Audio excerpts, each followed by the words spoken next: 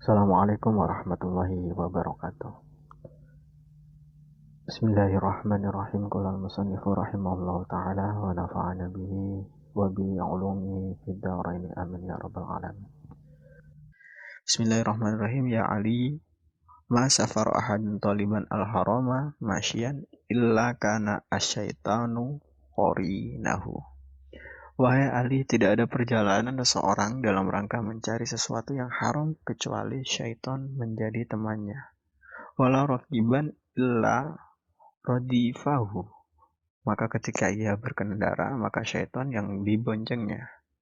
Wala jama'a hadun malan haraman illa akalahu syaitan.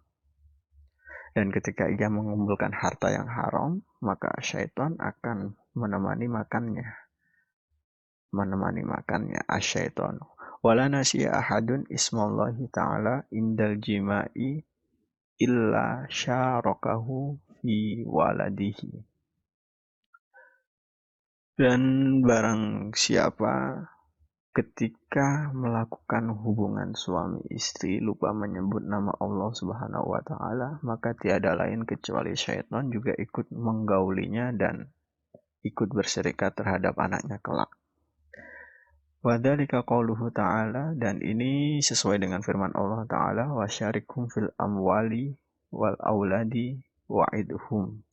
Dan berserikatlah dengan mereka dalam harta dan anak cucunya dan berilah mereka janji. Surat Al-Isra ayat 64. Di sini dijelaskan kalau misalnya di seseorang mempunyai keinginan dalam rangka mencari sesuatu yang haram, maka otomatis dia nggak bakalan dapat petunjuk.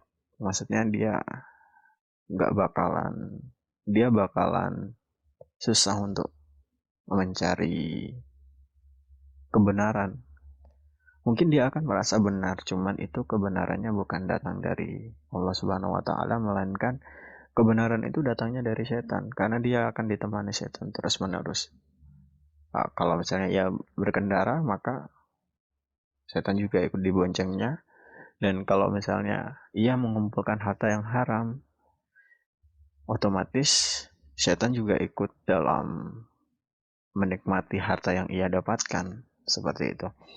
Ini juga kembali nyambung dengan pembahasan yang pertama. Jika seseorang makan dengan harta yang haram, maka hatinya akan gelap dan gampang digoyahkan keyakinannya dan susah untuk melakukan kebaikan, dan doanya juga terhalang. Karena ini memang setan juga ikut menemani kehidupannya sehari-hari ketika ia mengumpulkan harta yang haram. Dan ketika seseorang lupa menyebut nama Allah ketika melakukan hubungan suami istri, ini bagi yang teman-teman yang sudah bersuami atau teman-teman yang sudah menikah, hendaklah teman-teman kalau misalnya mau melakukan hubungan suami istri, hendaklah terlebih dahulu berdoa. Ada kok anjuran doanya. Nanti itu akan kita bahas juga. Jadi ada anjuran untuk doanya. Gimana supaya kedepannya setan tidak ikut campur nih dalam proses kalian berhubungan. Jadi nggak enak kan kalau misalnya nantinya berpengaruh kepada anaknya kelak gitu. Jadi kita nggak tahu nih apa yang terjadi gitu, dampak yang terjadi. Bisa saja nanti anaknya kenapa kok nakal gitu. Itu mungkin salahnya dari kita gitu. Ketika melakukan hubungan suami istri, kita lupa menyebut nama Allah, kita lupa berdoa gitu. Dan ini juga sesuai dengan firman Allah sih. Wasyarikum fil amwali wal auladi wa'idhum. Jadi memang Allah menyuruh setan untuk bersyirikat kepada hambanya. Dalam artian Allah melegalkan nih setan menggoda manusia. Allah melegalkan.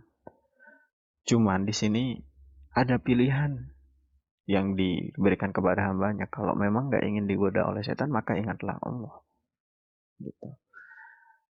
Dan Allah juga melegalkan kalau misalnya setan itu membujuk hambanya, memberikan janji-janji kebahagiaan atau memberikan janji-janji yang lain gitu, kesenangan yang lain.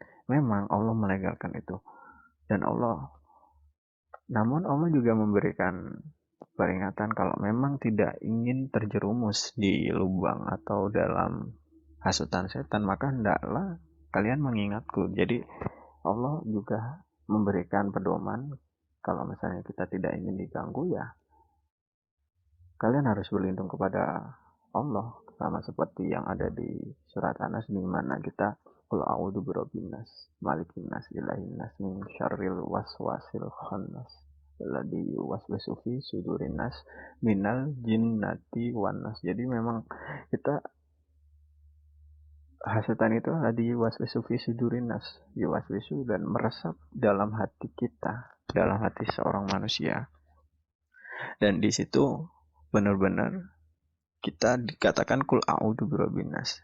Maka aku berlindung kepada Tuhan, Tuhan manusia. Jadi itu Tuhan semesta alam lah, birabbin nas, Tuhannya manusia gitu.